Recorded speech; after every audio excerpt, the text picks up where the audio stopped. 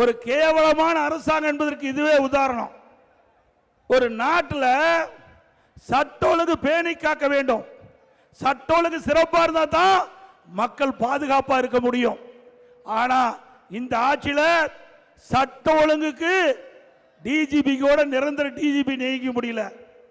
ஒரு டிஜிபிக்கு ஓய்வு பெற வேண்டும் என்றால் அந்த ஓய்வு பெறுவதற்கு 3 மாதத்துக்கு முன்பாகவே அதில் யாரெல்லாம் தகுதியான டிஜிபி பட்டியல மத்திய யூபிஎஸ்சிக்கு அனுப்பி அந்த யூபிஎஸ்சி அதில் 3 பேர் தகுதியானவர்களை தேர்ந்தெடுக்கப்பட்டு மாநில அரசுக்கு அனுப்பி அதில் ஒருவரை மாநில அரசாங்கம் டிஜிபியை நியமிக்கணும்.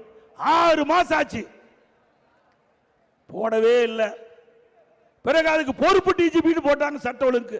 அவருக்கு உடம்பு சரியாத உடல்நிலை சரியாம மருத்துவமனைக்கு போயிட்டார். அதுக்கு ஒரு பொறுப்பு டிஜிபி. இப்படிப்பட்ட திறமையில்லாத அரசாங்கம் தேவையா? ஏங்க சட்ட ஒழுங்கு பாதுகாக்கக்கூடிய நிரந்தர டிஜிபி நியமிக்க முடியாத கையிலாகாத முதலமைச்சர் இன்றைய முதலமைச்சர் ஸ்டாலின் அவர்கள். சட்டமன்றத்தில் பேசின பதில் இல்லை, பல பொதுக்கூட்டத்தில் பேசின இதுவரைக்கும் முழுமையான பதில் இல்லை. ஆக நிர்வாக திறமையற்ற அரசாங்கம் என்பதற்கு இதுவும் ஒரு சான்று.